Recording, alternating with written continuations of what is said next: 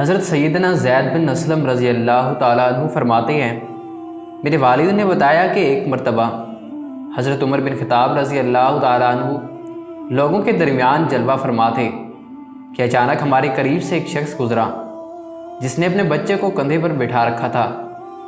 حضرت عمر بن خطاب رضی اللہ تعالیٰ عنہ نے جب ان باپ بیٹے کو دیکھا تو فرمایا، جتنی مشابہت ان دونوں میں پائی جا رہی ہے میں نے آج تک ایسی مشابہت کسی میں نہیں دیکھی۔ یہ سن کر اس شخص نے کہا، اے امیر المومنین رضی اللہ تعالیٰ عنہ، میرے اس بچے کا واقعہ بہت عجیب و غریب ہے۔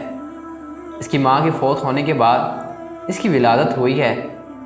یہ سن کر آپ رضی اللہ تعالیٰ عنہ نے فرمایا، پورا واقعہ بیان کرو۔ وہ شخص ہنس کرنے لگا، اے امیر المومنین رضی اللہ تعالیٰ عنہ، میں جہاد کے لیے جانے لگا تو میری بیوی حاملہ تھی۔ میں نے جاتے وقت دعا کی کہ اے اللہ عز و جل، میری زوجہ کے پیٹ میں جو حمل ہے میں اسے تیرے حوالے کرتا ہوں، تو ہی اس کی حفاظت فرمانا۔ یہ دعا کر کے میں جہاد کے لیے روانہ ہو گیا۔ جب میں واپس آیا تو مجھے بتایا گیا کہ میری زوجہ کا انتقال ہو گیا ہے۔ مجھے بہت افسوس ہوا۔ ایک رات میں نے اپنے چچا زاد بھائی سے کہا، مجھے میری بیوی کی قبر پر لے چلو۔ چنانچہ ہم جنت البقیع میں پہنچے اور اس نے میری بیوی کی قبر کی نشاندہی کی۔ جب ہم وہاں پہنچے تو دیکھا کہ قبر سے روشنی کی کرنیں باہر آ رہی ہیں۔ میں نے اپنے چچا زاد بھائی سے کہا، یہ روشنی کیسی ہے؟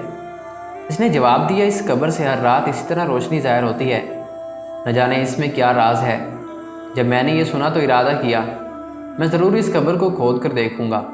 میں نے پھاوڑا منگوایا، ابھی قبر کھودنے کا ارادہ ہی کیا تھا کہ قبر خود بخود کھل گئی۔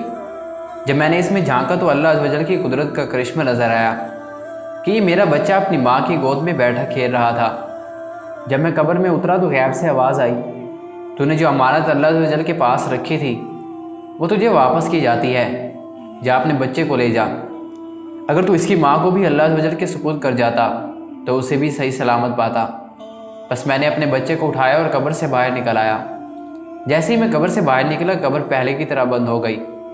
صحابی رسول صلی اللہ علیہ وسلم نے اپنا بیٹا اللہ عز و جل کے سپرد کر دیا تو اللہ عز و جل نے اسے قبر میں بھی زندہ رکھا ہے۔